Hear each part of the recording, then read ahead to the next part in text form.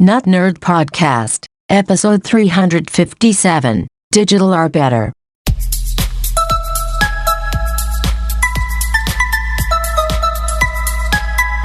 Welcome to the Not Nerd Podcast. I'm Nate Heath, and we are here to help you tech better. Here with me, as always, Mr. Dave Baylor. I am here. I whisked right in from a trip to the coast. I opened the door while the car was still rolling. Yeah. And I jumped out, slid over the hood, ran to my door, entered my 4-digit code, slid down the hallway, grabbed the doorknob, opened it up, dove and rolled into the chair and hit record. And I'm right here right now. This happened just moments ago. Beautiful. I can imagine maybe Tom Cruise playing me in a movie. Of course, he's about 10 years older than me. Yes. Anyway. Yes. Oh, hi. Oh, hi. By the way, how are you? You just seem to be Good. sitting here when I turned on the camera. Yes, just waiting patiently. We should have recorded the episode while you were driving home from the coast with a car full of family members. That would have been fun. Well, my sister talked to her husband via internet and figured out how to turn on the Kansas City Chiefs game on her phone. Oh, so nice. That was part of the last 30 minutes of our trip. Well, we do record on Monday nights. Maybe we should just do a live commentary of NFL. Sure, why not? That's technology. And it's exactly what our audience is looking for, I think. Yeah, yes, indeed, because there's no better NFL commentators than you and I. Well, that being said, let us move into some tech and some follow-up this week. Hey, it's back. What's that? Elon Musk revives Twitter bid. Oh, boy. Wants to avoid the trials. So, yeah, last week he said, you know what? Let's skip this whole trial thing. I'll just give you the full amount, and I'll take Twitter, and let's move on. Yeah. What do you think? You think it's actually going to go through this time, or is it just never going to happen? I don't know. I've heard a lot of little bits and pieces on this, and one of the things that Elon said is that he needs Twitter to be part of his X app. He's got X app. He's mentioned this in the past. I was reading something from Ben Thompson over at Stratechery, and he was talking about, like in China, WhatsApp, everybody does everything through WhatsApp. All your payments, all your chatting, all your video, everything lives in WhatsApp. And he was kind of talking through what are the chances that Elon Musk could actually create something like that in the U.S. and how it would just be so much harder because the U.S. is so fragmented. And, to have one thing, Facebook does a pretty good job of trying to control everything, but nobody uses Facebook Pay. And the way those work in other countries is they have fewer options, and the government has more tightly controlled grip on all that media stuff, all the internet connectivity. And so they can bless a company while squashing the competition if they want. Because guess what? They're all baking in tracking and surveillance and all this stuff. In America, that is, allegedly not a thing. Allegedly not supposed to happen as often. Yeah, and so we have choices and go anywhere we want. It's the freedom. Yes. Because of freedom, I doubt this app will ever work over here that he's thinking of. Yeah. But, I think a lot of people are saying, he wants to avoid the trial because he thought he would lose. But he's still offering. I heard some rumor that Twitter had offered to sell it to him at a cheaper price, but he's going the full, $54 billion or $54 a share?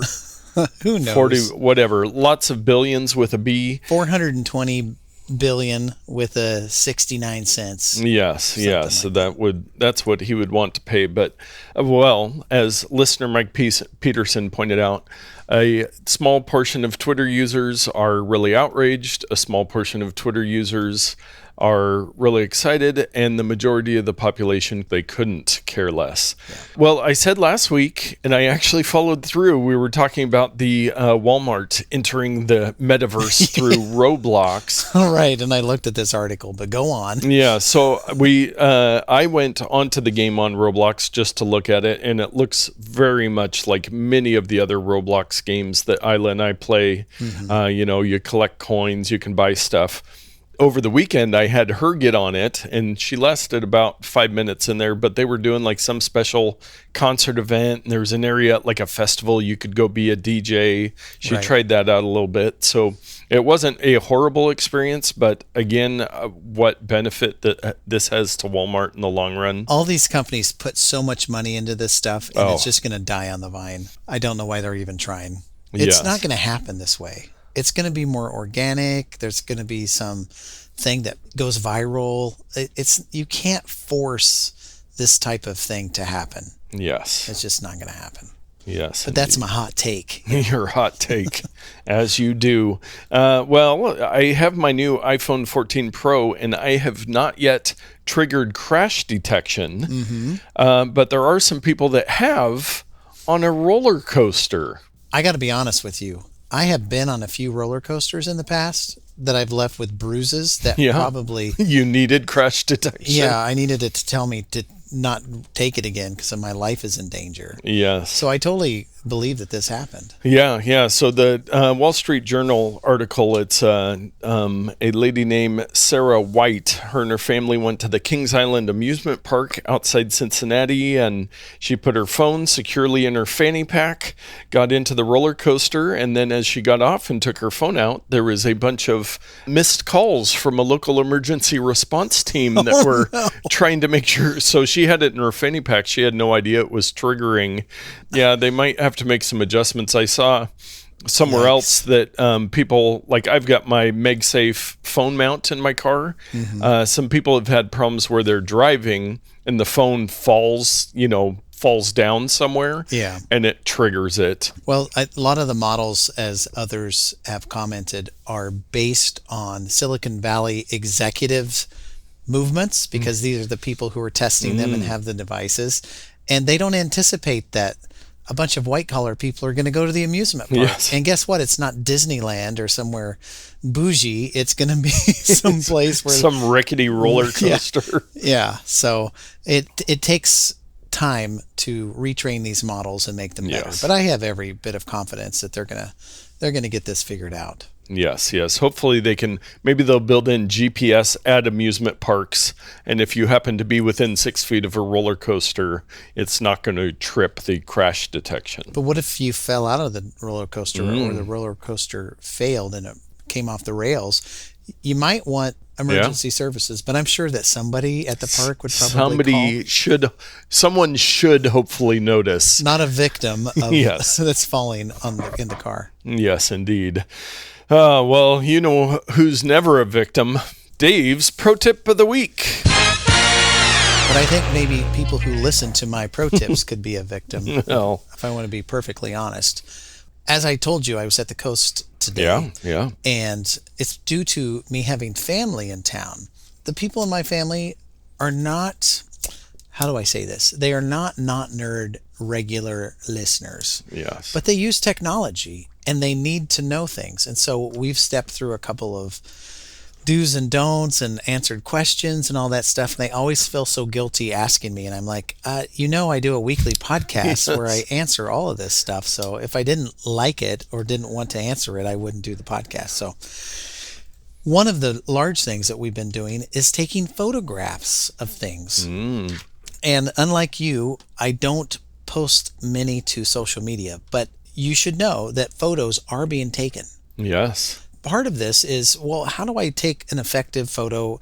And of course, I'm referring primarily to the iPhone and its photos, but these things will apply to other devices as well.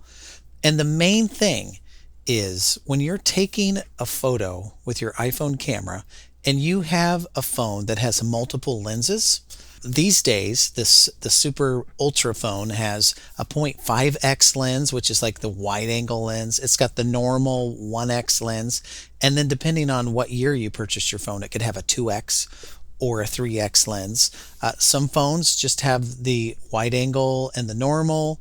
It's a mixed bag. And on Android, there's a variety of phones that have a variety of lenses with a variety of angles.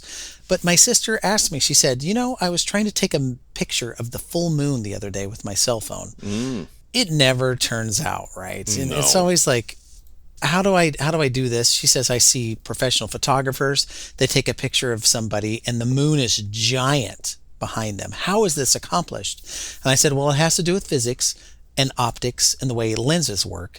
And if you have a zoom lens and you're standing way back, it's going to compress the foreground and the background. And if you don't have a zoom lens, it's like a 1x, the background and the foreground are not going to be compressed. So I said, they're using giant telephoto lenses. They're standing far away from the subject and it's compressing the moon forward towards the subject and it's filling the whole screen. And I said, you can kind of accomplish this because she has an iPhone 13 Pro.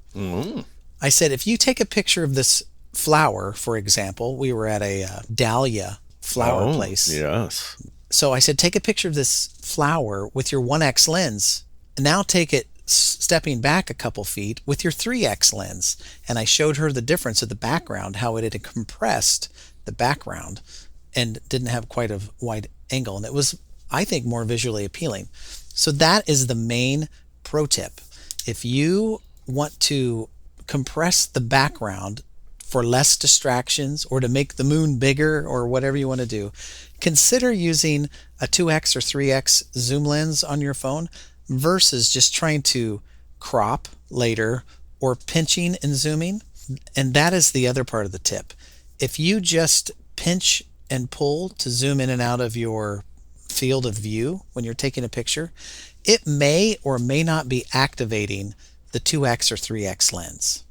So I would recommend not using the scrubby zoom feature. Just tap the 1x, tap the 2x, tap the 3x, and most of the times you can be assured that it's going to be using that lens. The caveat is Apple sometimes tries to make a decision for you and it will say, well, a zoomed in 1x is better than your 3x lens. Yes. But that's a whole nother topic. There are different applications you can get to remedy that. But that's the tip. It's a photography and an iPhone tip. Nice. Use your other lenses.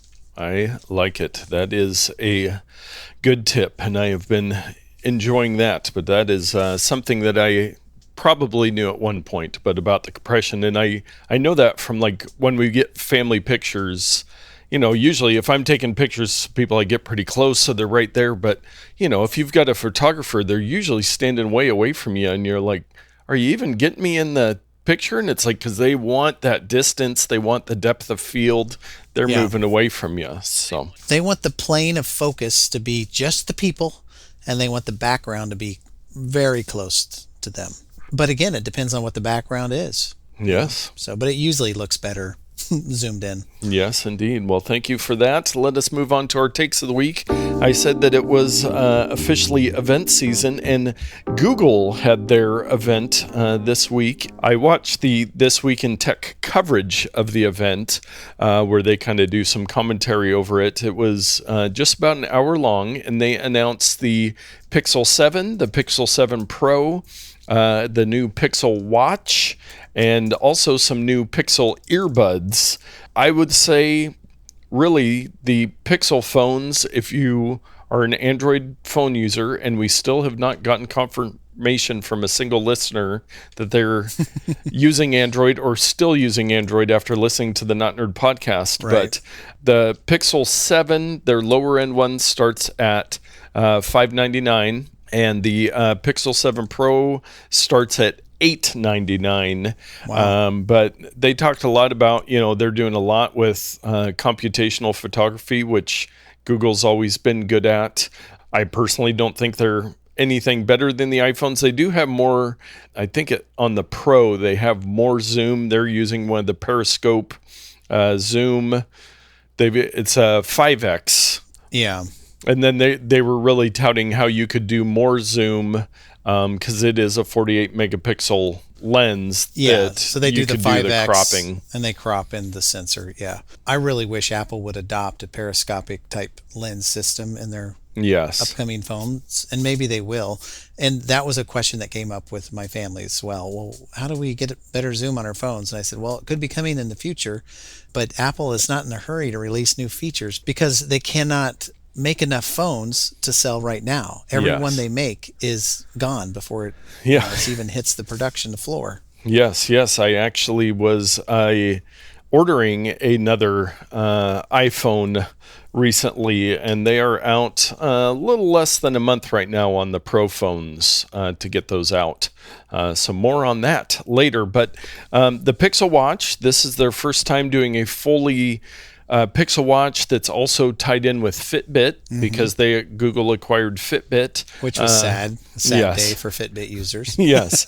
But it starts at $350. It's a round watch, which I know a lot of people think round watches are the best, but when it is a digital watch where you're looking at text, you lose a lot of text room when you have a round face. This reminds me of the whole thing when Henry Ford was making cars. All people really wanted was a better horse. And it's like, no, you want something different, an automobile. Nobody's riding horses these days to go to Seattle. So it's kind of like this. It's like people are like, the clock has always been round because we have a gear and it spins around. We only did that because we had to. Watches could be any shape. Yes. And rectangular or square is generally the better shape for information. Yes. And as we're on this topic, I know, Dave, you and I have talked about this offline, but if anybody that works at Apple or has influence at Apple is listening, please, on your traditional clock watch faces, figure out something with the faces so that I can see the date when it's 12 noon and both hands are covering the date field on my watch so that I can still see that. I don't have to wait until 1 o'clock to see what the date is on my watch. I seem to think that there was a thing at one time, like can you tap it to reveal it, or I don't know. Yeah. Is it covering it now? It's not at the moment, so I can't look. I'm sure there's ways around that, but again, like you're talking about, that watches have always been round, and it's like, the watch hands have always covered what's on the watch face, and it's like, we can figure something out now. It's digital, people. Yes. Digital are better. Digital are better. And they did have one other product that is not coming out till 2023, the all-new Pixel tablet. Yes, people were like, Google has a tablet? I saw that online, and I'm like, well, they do now. Yeah, so next year they will have the tablet, and their big fancy thing is that there is a docking station that is a little speaker where I believe it magnetically attaches to that, so then it becomes like the Nest Hub or, the different Amazon devices where it's kind of a permanent fixture, which I've also said all along, why do I want a permanent fixture tablet? But it looks cool. Again, they've got a lot of ground to make up to touch the iPad. Pixel, Google's got some new stuff, and their phones are good. I still have and I use it every once in a while, my Pixel 3a, which is now several years old. Yeah, we're up to 7. You're still got the 3, huh? Yeah. I haven't justified buying a new one. They do have the 6A, the 7A will come like next spring, but again, I don't think many of our listeners care about the Pixel phones. Yeah, well, and I have the Lumia, remember, from Microsoft. Yes. And I'm never racing to use it instead of my iPhone, so I can't imagine you're using your Pixel that often. No, it's when I need a picture of my iPhone, I can use my Pixel for that. I just use my iPad. Yes, as I can do that as well. But Google also did announce a couple of other things this week. They have a new Nest doorbell, wired, a Nest Wi-Fi Pro, and a new Google Home app. So not only did they do their phones, they announced some of their new home products as well. Very good for those in that ecosystem. Yes, and they did announce Matter support, which we've talked about, which is the interactive between all the different devices. Now, I saw something that Matter devices might start coming soon, which leads me to believe that all of our previous home devices aren't going to be able to use the new Matter standard, which would be really frustrating. I'm sure they're going to find a way to make everybody rebuy everything. Yes, as they do. One more Google product. This is like the Google week. You're welcome, Google. And I did not know this, that Meta has Make a Video, an AI video generator, but now Google has Imagen Video, which is an AI video maker, very similar to all of the million of the different AI image creation apps that we've talked about and people play around with. But these are, you give it a text prompt and it creates a video. Now, I didn't get to see, they've got a couple little GIFs in their article here from TechCrunch. This, when it starts moving, it moves fast. And we're going to be able to create AI videos now. So we will be able, in the future, I think, is say, create episode 457 of the Not Nerd podcast, throw in a couple topics and hit go. It'll just be you and I in front of a camera. Yes. And we can even put in destination, say at a castle in England. Oh. And it'll be in the background. So, man, our jobs are going to get easier in the future, I think. I like it. Speaking of jobs getting easier, Walgreens turns to prescription filling robots to free up pharmacists. As they should. Why are we depending on meat sacks, Yeah. fumbling drugs that could give you life or kill you, when a computer could do it 1,000 times better and probably 1,000 times faster? So I kind of wonder why this even happens. And I think my brother brought up the topic of pharmacies, and that it's interesting when you go there, technicians do all the work, and then the pharmacist comes in and hands you the bag and says, says here, don't, eat it while drinking alcohol. Okay.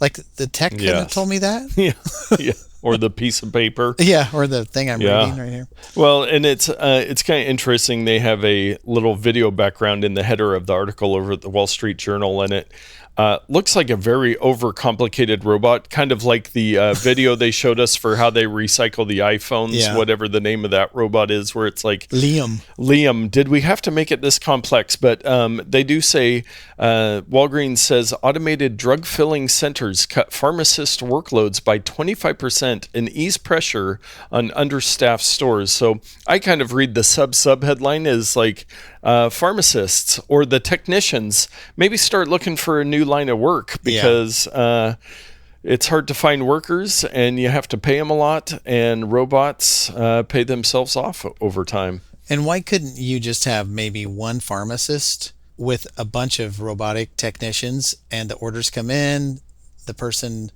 keys in a couple things, is kind of monitoring the robot's work, they're doing the stuff, and he's the only one there, or she's the only one there, versus paying a bunch of techs to help out. It's frightening for the people of the workforce, but I can see stores wanting to do that to save a lot of money. Well, and it's like Amazon has their prescription service, so you don't need a pharmacy at the grocery store. It just all shows up into your house in an hour via Amazon's distribution network, and we don't need any people at all, because they'll fly a drone to your house from the local distribution center. And I dare them to offer drone service in my area. I will use it all the time. Yes. And of course, the things I order may weigh too much for a drone. Just order more light things. A box of 20 body bags weighs more than you think. Oh, well, 20. How many family members do you have in town this week? Less than I did before. Well, on to security and privacy. And October, who knew? It's Cybersecurity Awareness Month. I'm aware of that now. Yes. So I've got a link in the show notes to the Cybersecurity and Infrastructure Security Agency from the U.S. government with the Awareness Month. And we try to make you aware each week of what's going on in the world of security and privacy, and most of the time how little you can do about it. But I will say my number one cybersecurity tip, and I tell this to clients of mine all the time, friends, family, whoever will listen, which isn't many people.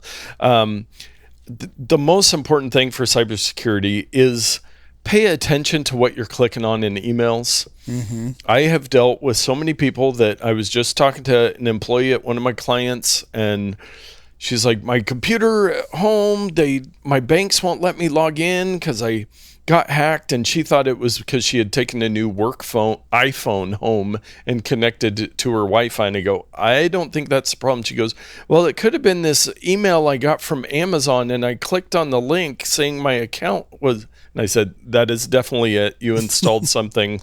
You should probably throw the computer out the window. But you might see some cybersecurity awareness stuff around this month, and go read it. Be more cybersecurity aware, and use different passwords, people. Yeah, the 4 things that they pointed out that I saw in this article. Yeah. Think before you click, which is what you just said. Yes. Update your software. Which we always say. Yeah, update. Make sure it's running the latest operating system. Use strong passwords, like you said.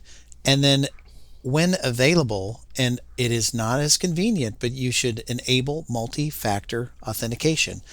We use a customer management service, not a customer management, a people management service where I work, and it recently offered the 2-factor, and it is a pain in the butt. Every time I want to log in, it says, hey, you should give us the 2-factor code, and I go to my app on my phone, and I get the code, and I put it in there. It is a pain in the butt, but guess what?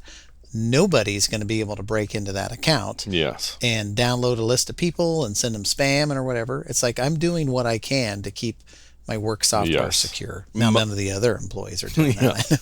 But, I'm trying to lead by example and use the software as it's intended. Well, it's much less than of a pain in the butt than getting hacked and having something bad happen. So, truth. I agree. Now, this is something we've talked about a little bit over the years, and we were kind of skeptical of it. This Zelle service that many of your banks will offer.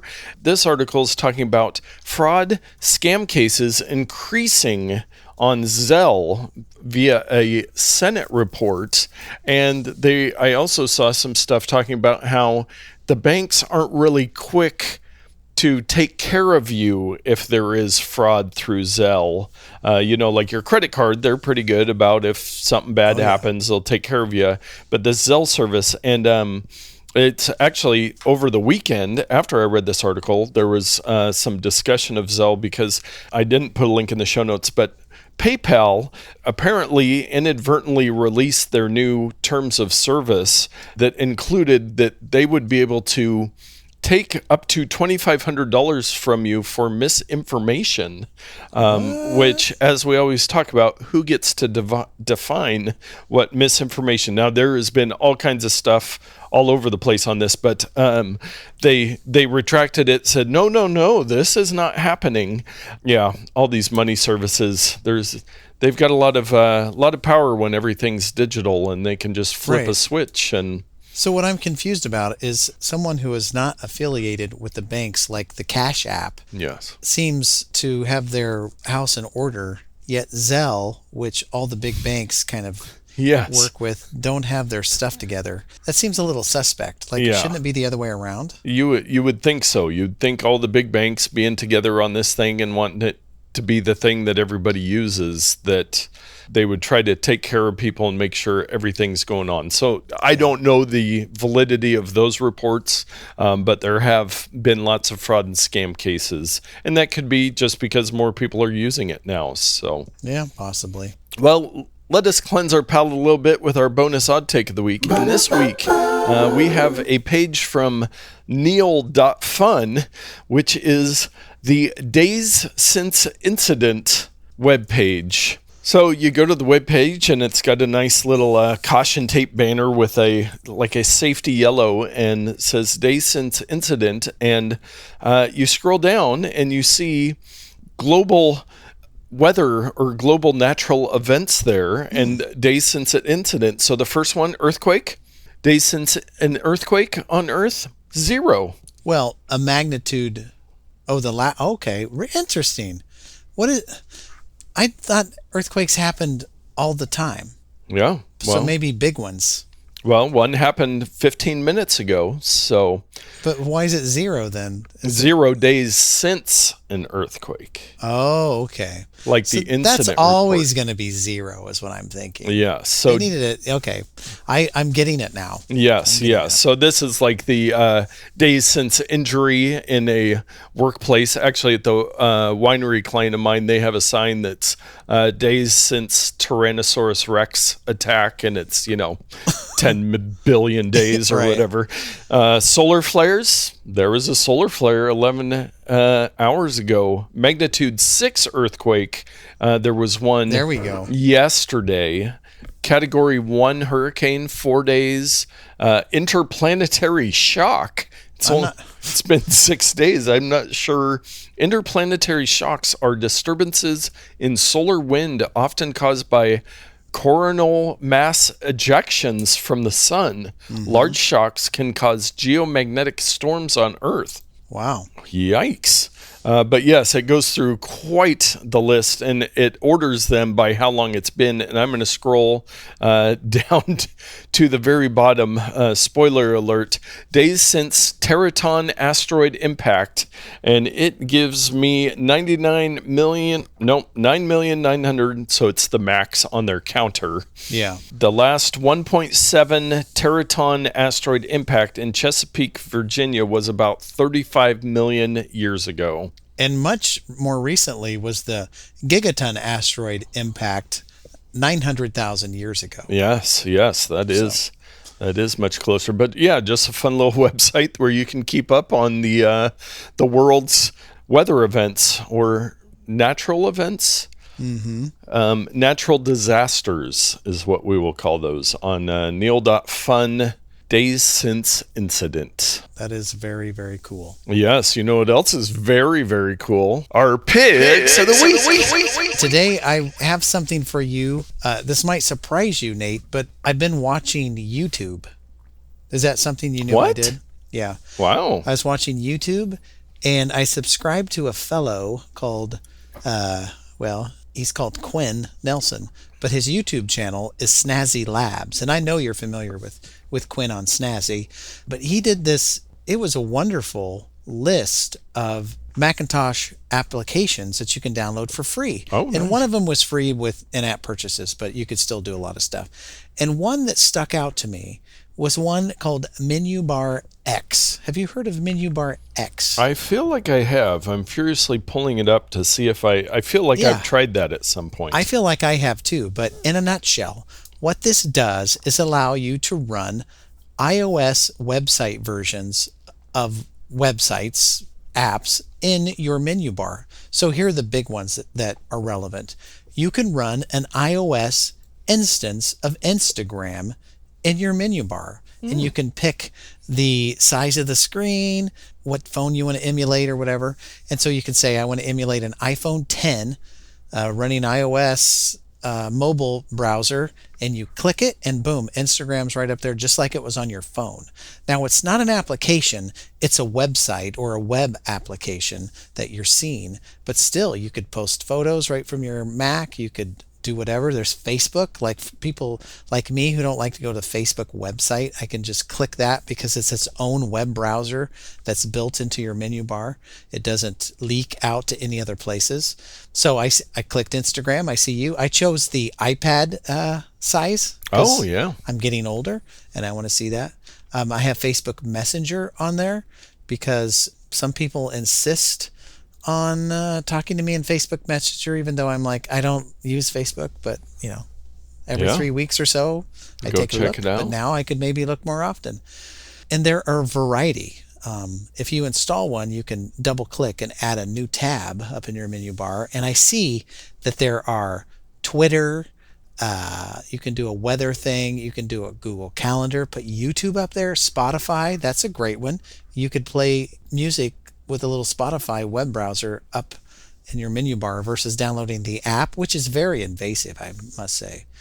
Flappy Bird is up there. Nice. Grammarly. I mean, most of the popular social media websites and a few games as well. Very cool. And I'm seeing on their website, menubarx.app, that it is part of the Setup subscription. Yes. That we are both subscribers to, which is a previous pick and gives you lots of options. And this is the one that had the in-app purchases. I think if you don't, for free, you can only run one or two. If you want to run dozens of them, you have to pay the thing. But if you just want one thing or maybe two things, download this and you've got it. So... Very nice. Well, I am going to get that and give it a shot. Yeah. Well, my pick of the week this week, I've got one more game that's a clicker game. No, I don't. I apologize again for the amount of time. Yeah, the time wasted. I'm moving away from the games. I'm getting back to cool gadgets. Now, as I mentioned many times per episode, I've got my new iPhone 14 Pro, and I was talking about how I was trying to go without a case, and then I had ordered a case. Well, the thing I forgot when I ordered the case is I needed to order a MagSafe case, which it wasn't, and it would still kind of work on my car mount, but it was just... It's weaker. Yes, it's weaker. And so I was like, okay, well, my biggest problem without having the case was that my finger kind of naturally rests up by the camera, and it always was smudging the camera lenses. So I was like, I just want a little protection, a little something there. And I teased you with this last week, Dave, but what I got is, and I had seen these before, but I never thought about using them because I always had a case. But this is a iPhone camera little cover thing. It just adheses. That's the word. Okay. Adheses. So this is the Ferilinso camera lens protector for iPhone 14 Pro and iPhone 14 Pro Max accessories camera cover 9H glass unbreakable protection case, friendly, no distortion or difference in picture quality. Unbreakable, huh? Yes, and it's friendly. Oh, it's case friendly. Okay. Okay, it was on two lines. I was like, well, yeah, it seems friendly.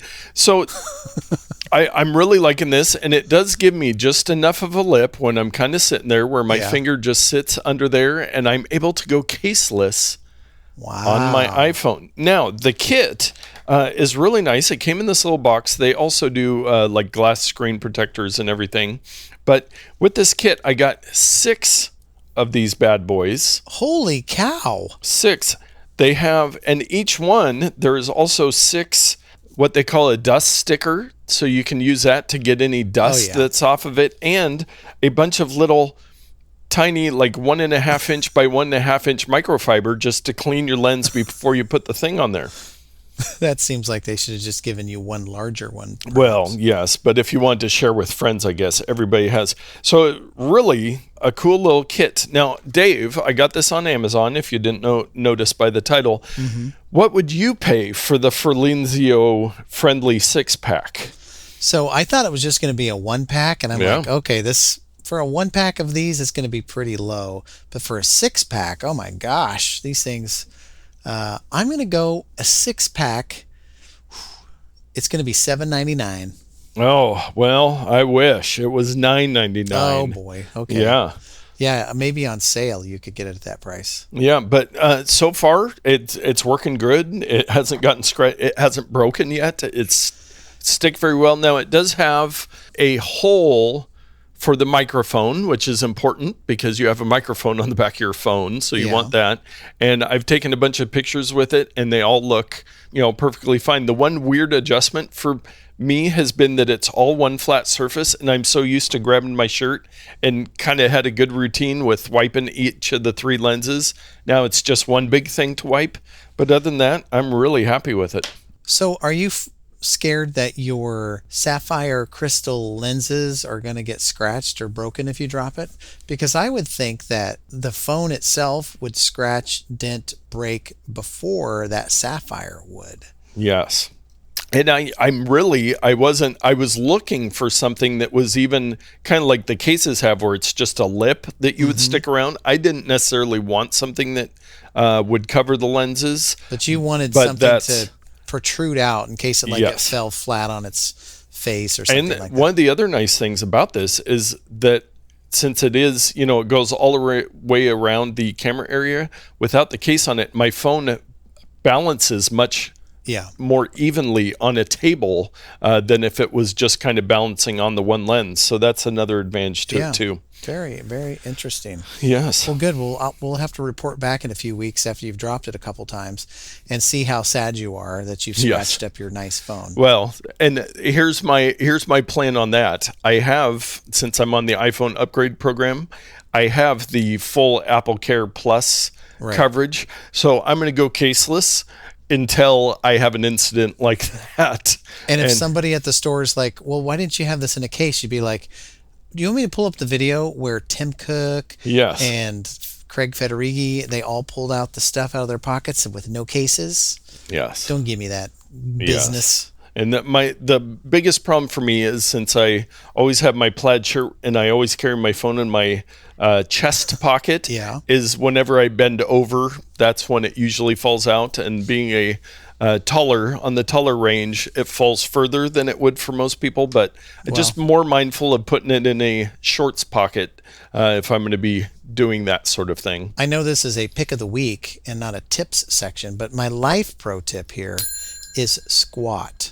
Don't bend. Yes. Squat. That my trainer is sitting on my shoulder reminding me of that. Yes. Yes, indeed. Well, with that, enough personal training hacks for the week. I think it is probably time to wrap up this episode. Thank you so much for listening. Share it with a friend. Share it with Dave's family so that they'll listen. Yeah, please. Yes, so that everybody can get out there and tech better.